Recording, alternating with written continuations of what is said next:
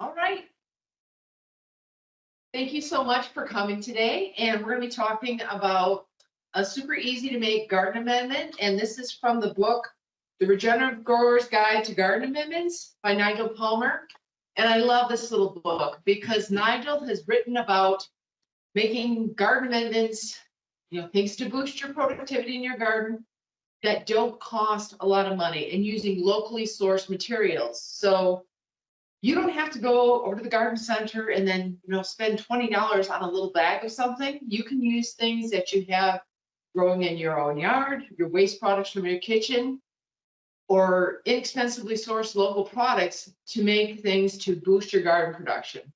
And that can make a really big difference. And that's one of the things we're going to be talking about regularly in Bona Cresco, is that if you've got a single tomato plant, for instance, that would normally put out, say, 10 pounds of tomatoes, if you can enhance the growth of that plant and you double the amount of tomatoes at the typical cost of, say, around $2.50 per pound to $4 a pound for organic tomatoes, if you double your production from 10 pounds to 20 pounds just on that single plant, that could save you between $20 to $40 or even $80, depending on your market, over the course of the year.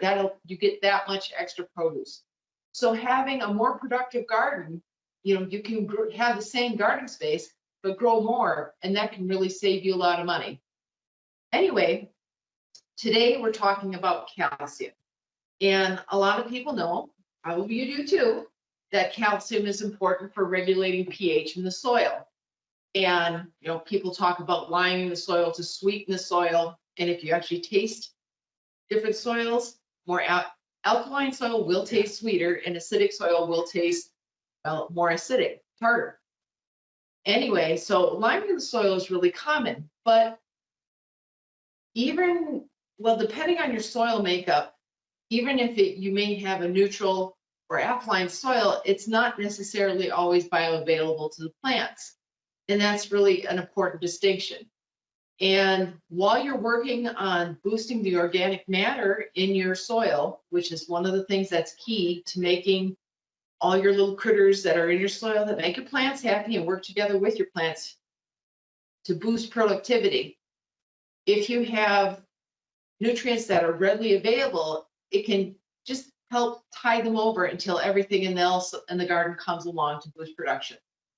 And in the soil, in addition to regulating pH, calcium also helps to improve soil structure.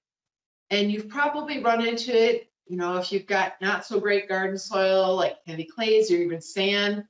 The clay, it gets wet and it's tacky and sticky, and then it gets dry and it cracks, and it's just not very nice to work in. And the sand, everything runs right through it, and it's not really nice. Now the calcium does this kind of magic voodoo in the soil where it actually, because of the way it holds charge in the soil, it helps keep it nice and loose so that it makes it easy for the plant roots to penetrate, and it helps build good soil structure. Also, calcium has active ions, cations, and it helps promote cation exchange in the soil. And that's one of the things that makes all the minerals more available to the plants. So it really it provides a lot of different functions. It also helps with enzyme activization in the soil. And if there's an overload of a particular nutrient, it can help neutralize that too. So it's kind of a jack of all trades in the soil, and it's one of the first things that you want to look at when you're looking at boosting productivity. It's also a key factor in helping with pests and diseases. And what we're going to do here is today I'm working with eggshells because almost everybody has eggshells, or you could get them from somebody if you don't eat eggs yourself. And they're super easy to work with because all you need to do is you just save your eggs, dry them out. And then I toasted these in the toaster oven because you're cooking off any residual organic matter. And that'll get them a little musty, but you can toast them in the toaster oven or the toaster. And you just want to run those through until they're really nice and dry and toasted. And I want you to put your kitchen fan on because it will get a little bit musty, but not too bad because they cook up fairly quick. Say 5 to 10 minutes, that's all you need. And then you let those eggshells cool down. And we're gonna load these into a jar, glass jar. You want a non-reactive container. And you wanna fill your jar about 10 to 15% full. And it doesn't have to be exact, but you're just looking for a reasonable ratio, about 10 to 15% of the time. And that looks pretty good. You can see we've got most of the jar is still empty at this point. And then to that, you want to add apple cider vinegar. And if you have apple scrap vinegar, that is great to use. And I didn't make up as much of that as I should have last year, but this year I'm definitely going to make more. And you want to fill that up to about an inch from the top. You don't want to overfill it because that's a sit that is going to react with those eggshells. And that little stir, make sure they're all well coated and mixed. And you want to set this in some kind of bowl so there's an overflow if it's active, because this is likely to bubble as it sits in that vinegar. The acidic vinegar interacts with the alkalinity of the eggshells. And then you just want to cover that with a cloth and a rubber band so it can breathe. And again, put that in a bowl in case there's any overflow. And now all we have to do is just let this sit out of direct sun for a week or two. You don't really need to stir it. If you can if you want, but I don't know. I don't think we can get a close up with the camera here, but this is already starting to bubble and activate because of that reaction with the calcium in the eggshells. Oh my gosh, they're firing right up from the bottom here. And so this will break down that calcium and make it more bioavailable. And then after your week or two has passed, you just strain out the eggshells and you can reuse those eggshells 3 to 5 times. And that will help get out the maximum amount of nutrients from those eggshells. Oh, my husband's going to see if we can get in here. Can you see that? How they're just bubbling right up? So, like I said, we cover this and let this ferment for a week or two, and then we strain the eggshells out, and we can reuse those 3 to 5 times. And then you want to store the finished vinegar infusion in a glass jar with a lid and make sure to date and label it, for keeping track of things. And if you want to prep up a bunch of eggshells or bones, because you can do this with bones too, it's best to toast a larger batch and then keep those separate and just do small infusions as you need them. That's a little bit easier in terms of storage. And when you're ready to use this, thank goodness it's still going. When you're ready to use this, you can use it either as a foliar feed or as a soil drench. Now for a foliar feed or soil drench, you want to take dilute it at a 1 to 500 ratio, which is 1 tablespoon of this, because it's going to be quite concentrated, in 4 gallons of water. So you can water quite a large area of the garden with that. And then you can just reapply that, once a week, a couple of times a week as needed. And this works really well in combination with some of the other amendments that we're going to be going over tomorrow, like plant infusions, where we actually take plants that are growing free and turn them into fertilizer. And eggshells are the easiest way to do this, but another good option is bones. I've saved these bones from when I was doing a batch of chicken broth, and they'd already cooked and gave a lot of their minerals for a big batch of chicken broth, but I saved these and I'm going to toast these the next time we get grilling outside. And to use bones, they do take a little bit longer to cook down, and it is important that you don't skip that cooking step, because that will just give you a nice cleaner vinegar infusion and you're going to be less likely to have any spoilage. So the eggshells only need 5 to 10 minutes in the toaster oven or oven. But for bones, you want to take these, say, in a metal can, and then after you're done grilling, you nestle that can with the bones in the coals and just cover it and let it sit overnight. Alternatively, you can put them on your grill in a big pan, sheet pan, and toast them for about an hour on medium heat, if you've got a gas grill. And that should dry out the bones sufficiently that you're not going to have problems with spoilage as opposed to just meat infusion. And you can do this too with seashells, like if you've got oyster shells or crab shells. Think about the materials that are local to you that contain calcium and how they can be repurposed. If you have crab shells, they're a little bit thinner, so you can actually use a similar technique to the eggshells. They'll hold up in the toaster oven, and you're not going to have as much need to cook off that organic material.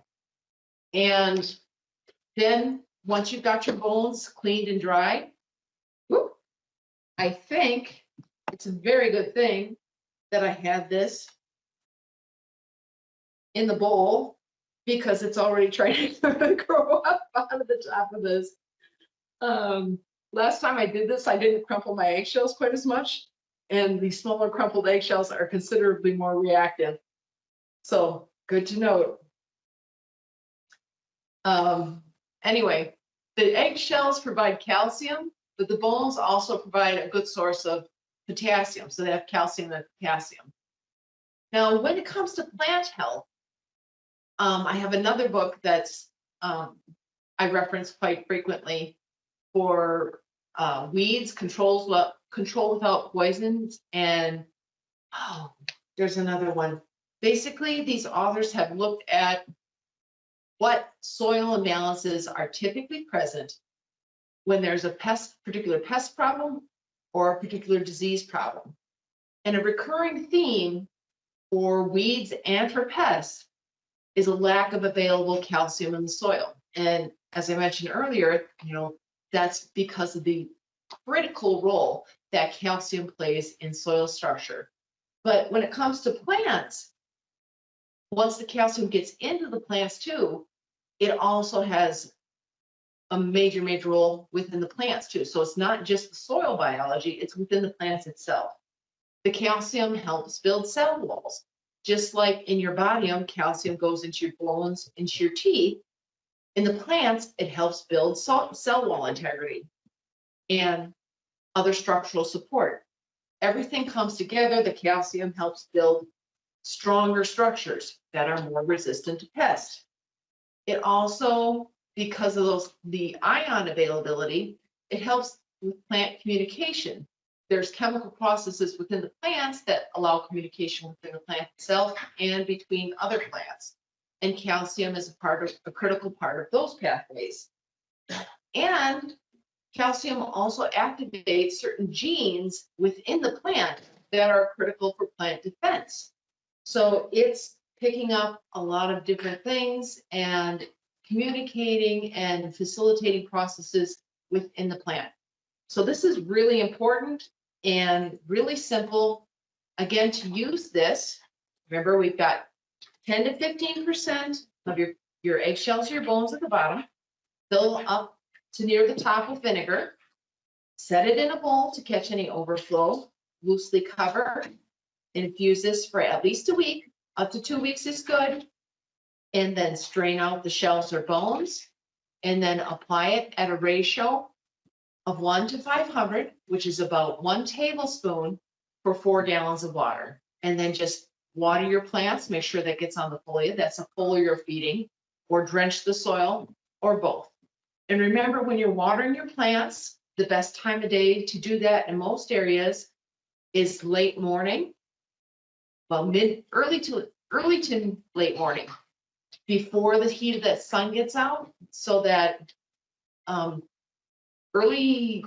up to 10 a.m. say, because during that time the plants will actually open up their stomata and be more able to absorb nutrients that are fed to the foliage. So before 10 a.m. you want to water, and then make sure it has time to dry. So you're not watering during the heat of the sun, and it has time to dry before evening so that you're not sitting wet overnight, which tends to contribute to more fungal issues. And that is it. Just a really simple, inexpensive thing you can do to dramatically have an impact on soil health and on plant health. Calcium is absolutely key in your garden. And most, you see NPK on all your fertilizer packages, but calcium is super, super important. And does anybody have any questions? Are there any notes in the Q&A? No. All right. If you do think of anything that you want to ask me, or any other gardening questions you have, go ahead and shoot me an email at Lori@CommonSense Home. And tomorrow we'll be back talking about plant infusions for the garden. And again, another super easy, super inexpensive way to add more nutrients to your garden to boost your productivity. Thank you so much for tuning in, and I'll see you tomorrow.